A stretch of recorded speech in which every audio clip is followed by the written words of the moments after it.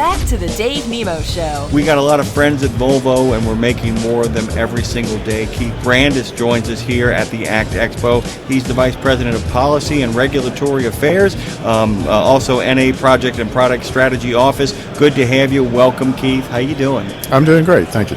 Can we talk a little bit about being here? I've always kind of said it's a good kind of place to start amidst all the talking points and the conversations that we could have. Why is Volvo's presence at an event like this so important? I think back to when I first started to come to ACT Expo about 7 years ago, and it was mainly focused on propane and smaller buses and medium-duty trucks. And it's come a tremendously long way that you have major OEMs that are making major announcements here and investing time and resources to bring the latest product and innovative stories to our customers and larger base here. And that kind of sets up the reason why I brought up the ACT Expo is it's about partnerships. And so much about being here is about setting up partnerships, solidifying partnerships, and offering yourself as a potential partner for people. What is the Volvo Group looking for? Well, as you imagine, technology is changing quickly, but we can't invest in every stream of the technology development.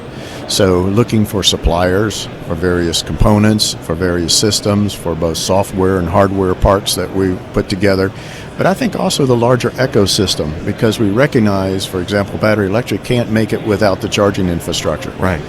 And we have a number of charging providers showcased here at ACT Expo, and over the last couple of years I've seen their numbers grow tremendously. And we have to make sure that it works correctly with our truck, the interoperability we call it, where it communicates with the truck, make sure that the batteries are healthy and ready for the charging session, and then cuts off correctly as well. So it's those types of partnerships that we want to foster and make sure that we're passing the technical information, that we're updated on their products and services so that our customers can select from this various menu and they make sure it works with the trucks. And you also need to make sure that the people that you're working with have an understanding and a relationship with the energy providers of those areas. And I don't just mean, of course, they're going to have a relationship, but that they have a good relationship, that they're able almost to become, you guys take care of a lot of this too, but you want to make sure that you're working with people who speak their lingo, the lingo of the governmental agencies or the public service utilities that are providing a lot of these services. So you're not just looking for partners who can deliver the technical know-how, you're looking for the human factor as well, aren't you? Exactly. That's part of the lessons learned when I started with the first battery electric trucks here in 2019 in Southern California. I didn't understand the electric utility lingo, and they were telling me that they couldn't get power to a site, and I thought, well, don't they have lights? Don't they have computers? Aren't they running electricity today? What's so different? And I learned that, of course, with our trucks requiring fast DC charging in much higher levels, that they had to upgrade the power to that particular site, and so we had to they could get power to the site, they couldn't get your kind of power to the site. Exactly, so dropping a bigger transformer and the switch gear that was necessary because we need 480 volt and three-phase in order to run the chargers for the trucks. So it was those kinds of communications that became very evident that we weren't on the same language, but we needed to understand one another in order to move forward. And it's amazing that once you and I've always said that, the whole thing about business is simply the first step is always building a shared vocabulary. And that once both parties or three parties or four parties have their, what I call the Star Trek International Intergalactic Translator in their ear and able to kind of speak that same language, it really kind of accelerates possibility and productivity, right? Including first responders and municipalities. What happens if they need to get behind the fence there to service the after hours, and it's locked? How does that happen? How do they get access to the property? But also, how to tow the vehicle, what to do if it's down on the side of the road, how to disconnect the batteries. So all that kind of training we had to learn together with these authorities and first responders and make sure, as you said, that the language was being communicated consistently and clearly. And the other thing is too is that you also want to be a good community member too. I'm gonna pivot here into the Lights project. If you can kind of talk about that, because one of the things you guys want to make sure that you do is understand that there are a lot of people that are part of the coalition of what it is you want to accomplish over the next 20 or so years. Talk to me about Volvo Lights. I think the risk that we entered with Volvo Lights is that we didn't really fully estimate the challenge of being first. that there were going to be things that weren't known from the very beginning. When you try to lay out a project with timing and milestones and investments, in blocks, that you discover along the way certain key learnings. And working with nonprofits, working with community leaders, they were really concerned about, well, what does this mean in terms of, we know it's going to improve air quality, but what are the other benefits? And of course, lower noise, and for the drivers, they enjoy driving the trucks, and we knew they would.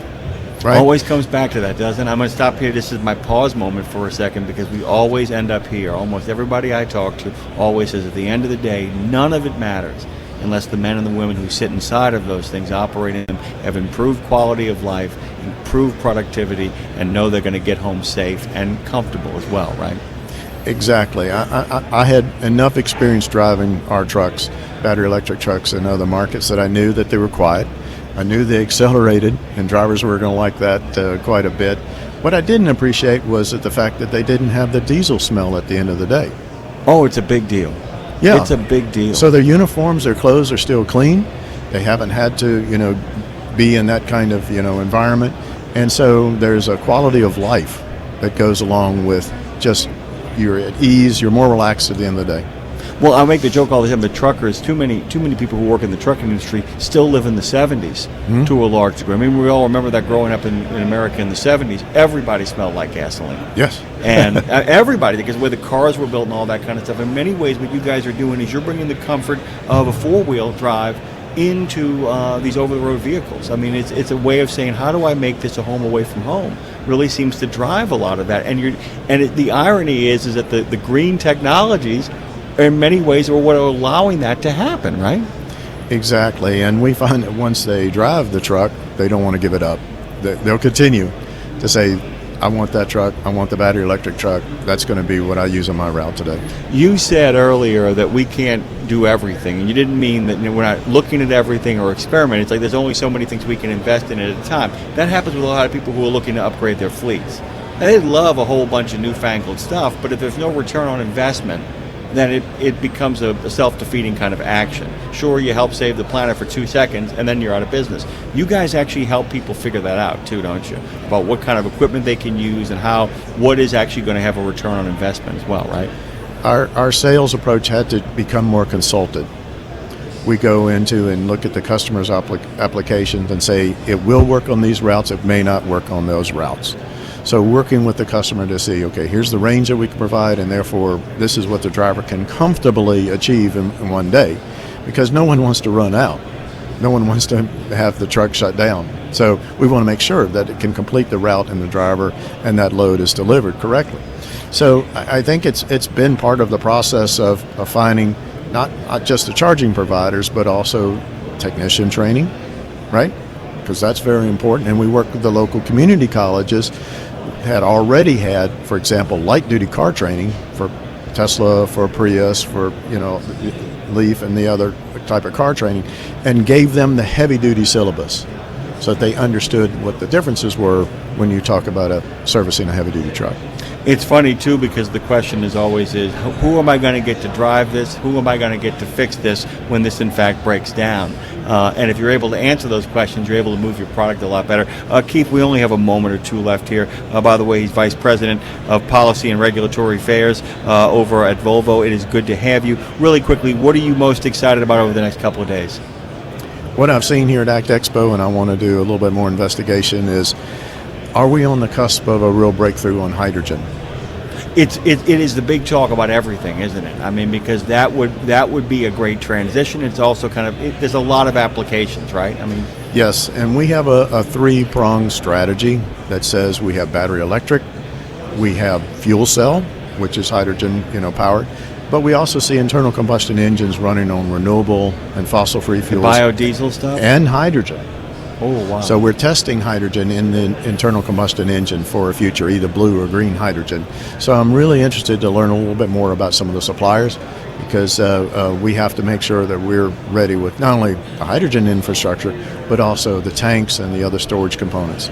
And please inform me if I'm wrong here. From my understanding, is the blue is more ready to kind of go, and it's a little bit, but it's not as possibly clean as the green. So we're gonna have to use blue until we make a move over to green. Is that my understanding of it right? You're correct. Green would be the ultimate, where it's produced with solar or wind or some sort of completely fossil-free fuel, and then using electrolyzers to split the water atoms. Keith, it's been a pleasure talking to you. I hope you enjoy your time here, and I hope you enjoy your time on the expo floor. Thank you so much. Thank you for this opportunity. You got it. We're going to go to RadioNemo.com, guys. Go to YouTube. Find us on the YouTube channel at Radio Nemo. All this content should be rapidly dropping over the course of the last couple of days, and Keith's interview will be available as well. Thank you, sir. Appreciate it.